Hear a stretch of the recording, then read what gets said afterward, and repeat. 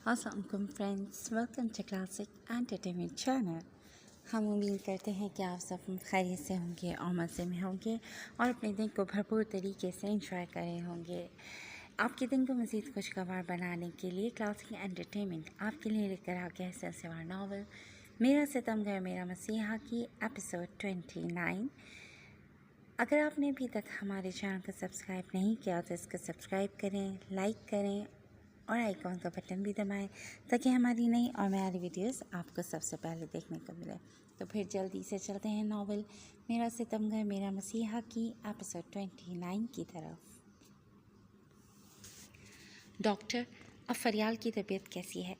खासी देर बाद डॉक्टर्स को बाहर आता देखकर वो परेशान सा तेज़ी से उनकी जानिब लपका था। Now she is fine, but mister Durrani, आपको उनकी कंडीशन देखते हुए उनका ख्याल रखना चाहिए। डॉक्टर के लहजे में तासुफ दर आया था। क्या मतलब है डॉक्टर? मेरी बहन ठीक तो हो जाएगी ना? आदिल ने नासमझी से दरियाफ्त किया था। जनाब, अब वो पहले से काफ़ी बेहतर हैं, मगर केस हिस्ट्री देखने के बाद मैं आपको यही मशवरा दूंगा कि प्लीज़ आप मरीज़ा के सामने किसी भी किस्म की शॉकिंग बात करने से गुरेज करें। वो खासे तवील अरसे तक कोमा में रही हैं और फिर कुछ रोज़ कबल ही वो कोमा के दर्दनाक पीरियड से बाहर आने में कामयाब हो सकी हैं। Also she has lost her memory, so be careful. Doctor की तफसीली लहजे पर उनका अटका हुआ सांस बहाल हुआ था। डॉक्टर, फरियाल ठीक तो हो जाएगी ना? लहजे में एक आस सी दर आई थी। इंशाल्लाह, अगर अल्लाह ने चाहा तो ज़रूर, मगर आपने बहुत एहतियात से काम लेना है। इनके दिमाग पर ज़्यादा बोझ नहीं डालना। मज़ीद ज़हनी दबाव के बाइस मरीज़ा के साथ कुछ भी हो सकता है। ब्रेन हैमरेज, नर्वस ब्रेकडाउन, या फिर हो सकता है कि इनकी याददाश्त कभी वापस ही ना आए। डॉक्टर की इस कदर संगीन गुफ्तगू पर दोनों फरीकैन के चेहरों के रंग फक पड़ गए थे। अल्लाह ना करे, क्या हम फरियाल को घर ले जा सकते हैं? हैदर ने झट तरदीद करते सवाल दागा था। ज़रूर ले जा सकते हैं, मगर इनके होश में आने जाने के बाद। Excuse me. डॉक्टर तो एक्सक्यूज़ करता जा चुका था, मगर हैदर दुरानी और आदिल अंसारी को एक नई मुश्किल में डाल गया था। किसी हारे हुए जुआरी की मानंद हस्पताल के कॉरिडोर में अपना सर थाम कर बैठे वो दोनों जवां साल मर्द सदियों के थकन ज़दा नजर आ रहे थे। अंसला ने रो रो कर आसमान सर पर उठा लिया था। माला हमदानी बहुत मुश्किलों से बस अपने ही कमरे की सफाई कर सकी थी। महल जैसे घर की सफाई करना उस अकेली के बस की बात हरगिज़ नहीं थी। मेल मुलाजमीन होने के बायस वो सबकी छुट्टी कर चुकी थी। झाड़ पोंछ करके वो कुछ देर कबल ही उसे सोता छोड़कर नहाने के लिए वॉशरूम गई थी, जबकि अब वो जाग चुकी थी और भूख से मुसलसल तड़प रही थी। बस बस, आ गई मेरी गुड़िया, इतना रोना क्यों डाला हुआ है? जल्दी से बाहर आती वो उसी गोद में उठा चुकी थी जो अब दबी दबी सी सिसकियाँ ले रही थी। बस बस, अब रोना नहीं, हम जल्दी से डिनर करेंगे और फिर नीनी भी करेंगे। उसे बहलाती हुई वो नीचे किचन की जाने बढ़ी थी, जभी उसे वहाँ किसी की मौजूदगी का गुमान सा गुजरा था, जिसे वो नज़रअंदाज करती किचन में आ गई थी। अभी वो अंजिला के लिए फीडर तैयार करके पलटी ही थी कि उक़ूब से लबों पर आते मर्दाना हाथों की सख्त गिरफ्त के बाइस वो घबरा उठी थी। माला की आंखें फटने के करीब हुई थीं। घुटी घुटी सी चीखों और पुरजोर मज़ाहमत करती माला खौफ से काँप उठी थी, जब ही ब्लैक हुडी में मलबूस किसी निस्वानी वजूद ने आगे बढ़कर उसकी बेटी को गोद में उठा लिया था, जो मुसलसल भूख से रो रही थी। मज़ाहमत करती माला ने तेज़ी से उसके हाथ पर दाँत काट दिए थे। कौन हो तुम लोग और मेरे घर में क्या कर रहे हो? छोड़ो मेरी बेटी को। चील किसी तेज़ी से अंजला की जानिब लपकती वह हज़ियानी सी होकर चीख उठी थी। कवर्ड चेहरे पर मकरू तासुरात सजाए वो उसके बाल खींचकर चेहरे पर थप्पड़ रसीद करता ज़मीन पर पटक चुका था। अंजला, मेरी बच्ची, तुम्हें अल्लाह का वास्ता इसकी जान बख्श दो। माला की चीखों पुकार पर बगैर कान धरे वो तेज़ी से घर से बाहर निकल गए थे। लड़खड़ाते कदमों से उनके पीछे भागने की सही करती वो दरवाज़ा खोलकर रोड पर आ गई थी, जबकि वो दोनों नफूस तारीकी का फ़ायदा उठाकर غائب ہو گئے تھے۔ میری بیٹی، یا اللہ کوئی میری مدد کرو، میری بیٹی! دوپٹے سے نتار ننگے پاؤں اجاڑ سی حالت میں روتی بلکتی وہ بس بھاگتی چلی جا رہی تھی، جبکہ رہائشی حصے کی سنسان گلیوں میں اس کی فریاد سننے کے لیے کوئی زی رو موجود نہیں تھا۔ انزلہ! وہ غیر شناس راستوں پر بھاگتی نہ جانے کہاں سے کہاں نکل آئی تھی، جبھی پیچھے سے آتی ایک تیز رفتار گاڑی اس کے قدموں میں آ کر ٹھہری تھی، جس میں سے 4 سے 5 اوباش لڑکے کود کر باہر نکلے تھے۔ کہاں جا رہی ہو چمک چھلو، آؤ ہم چھوڑ دیں۔ مقابل 4 سے 5 افراد کا جھنڈ دیکھ کر مالا کے حواس معطل ہو کر رہ گئے تھے۔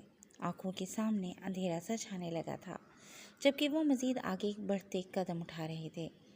مالا مسلسل قدم پیچھے کی جانب اٹھا رہی تھی۔ اوئے پکڑو اسے! مالا کو ایک دم بھاگتا دیکھ کر وہ اس کے پیچھے دوڑ پڑے تھے، جبکہ وہ بغیر پیچھے دیکھے اندھا دھند بس بھاگتی چلی جا رہی تھی۔ اندیکھے راستوں اور گلیوں میں دل ہی دل میں اللہ سے مدد پکارتی مالا ہمدانی دنیا کی بدقسمت ترین لڑکی واقع ہوئی تھی۔ رات کی وحشتناک خاموشی میں ننگے سر اور ننگے پاؤں، زخمی پیروں کی پرواہ کیے بغیر وہ خوفزدہ سی مسلسل بھاگ رہی تھی۔ کنکریاں لگنے کے باعث پاؤں لہولہان ہو رہے تھے، خون آلود پیروں کے باعث روڈ پر قدموں کے نشان بنتے چلے جا رہے تھے، جبکہ وہ بکھری سی حالت میں بغیر دوپٹے کے بس بھاگتی چلی جا رہی تھی۔ خوفزدہ نگاہوں سے رخ موڑ کر پیچھے دیکھا، جہاں دور سے ہی کچھ لوگوں کے قدموں کی چاپ سنائی دے رہی تھی، جیسے کوئی تھا جو تعاقب میں اس کے پیچھے آ رہا تھا۔ کمزوری کے باعث لڑکھڑاتے پیروں سے وہ بے ساختہ ہی پاس بنے قبرستان کا کھلا دروازہ دیکھ کر اندر چلی گئی تھی۔ قبرستان کی نرم مٹی نے جیسے جلتے پیروں کو ٹھنڈک سی بخش دی تھی۔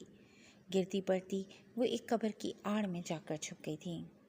یا اللہ میری حفاظت کر۔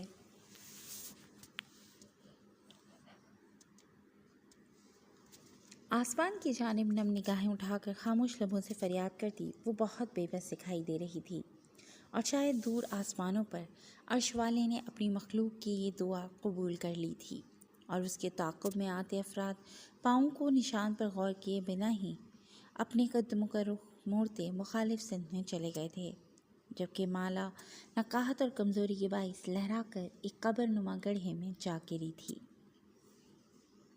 ماضی۔ حیدر!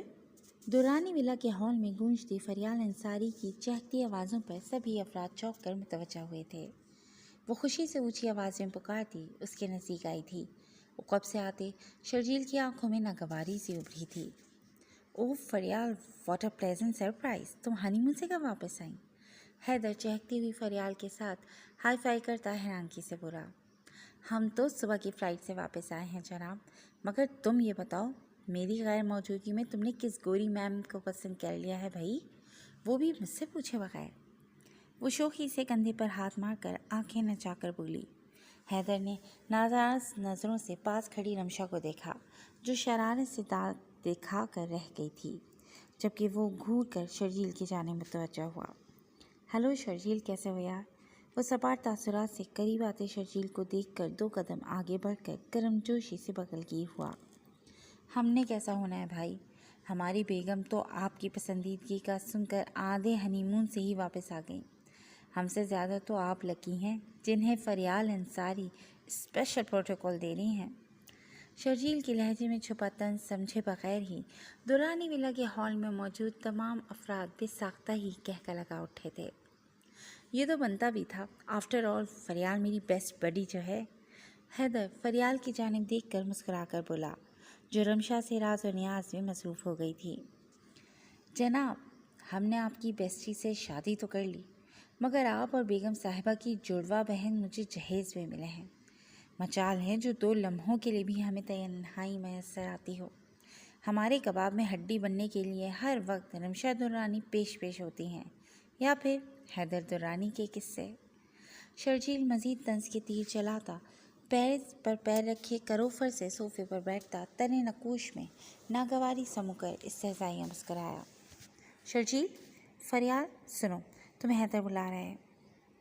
شرجیل نے فریال کو تمہاری منگنی میں نہیں آنے سے منع کر دیا۔ حیدر فریال کی شادی ہو گئی ہے، تم اب ذرا اس سے فاصلے پر رہا کرو۔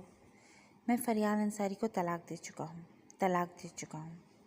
حیدر بھائی، وہ جو بیٹھ کے سراہنے بیٹھا بے ہوش پڑی فریال کا ستا ہوا چہرہ تکتا ماضی میں گم ہو گیا تھا، اچانک پکار پر گڑبڑا کر ہوش پہ آیا تھا۔ ہاں، فریال کی طلاق نہیں ہوئی ہے ابھی۔ رنج و غم کی کیفیت میں مبتلا رمشا بہت تکلیف میں دکھائی دے رہی تھی۔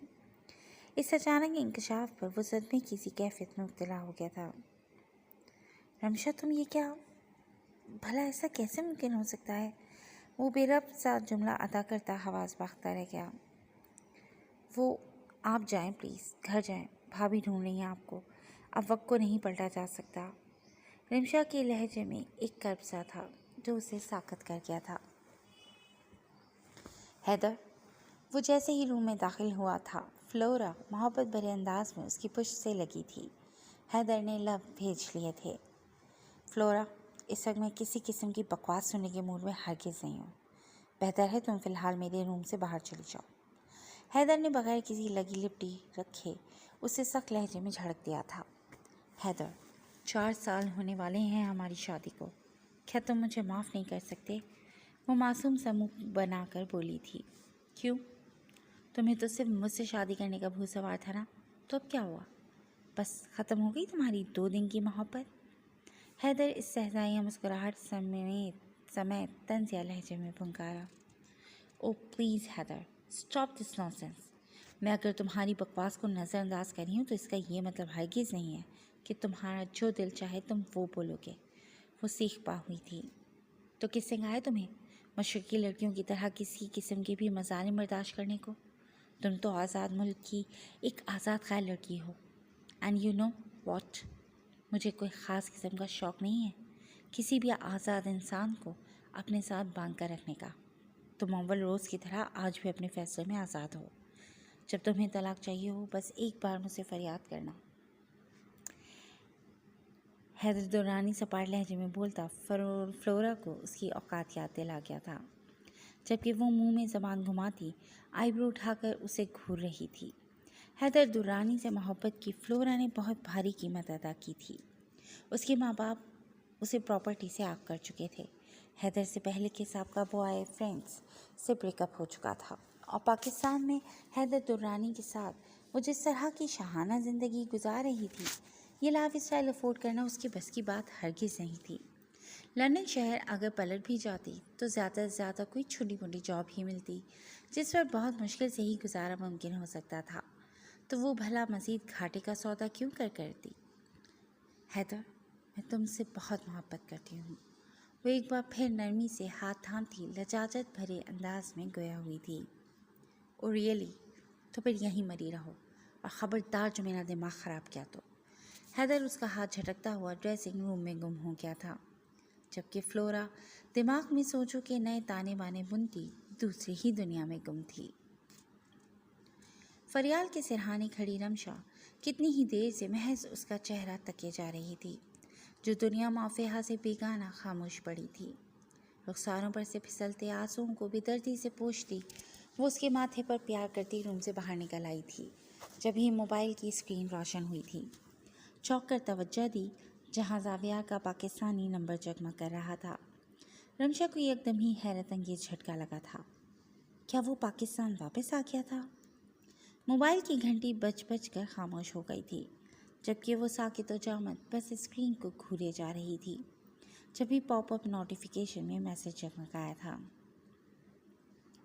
کبھی کبھی مجھے خود پر ہنسی آتی ہے کہ میں نے ایک ایسی خود غرض لڑکی سے دل لگایا جس کے نزدیک میری بے لوث محبت کی کوئی قدر ہی نہ تھی، جسے نہ تو میری قدر ہے اور نہ ہی میرے جذبات کی۔ لیکن میں بھی کس قدر عزت سے عاری انسان ہوں۔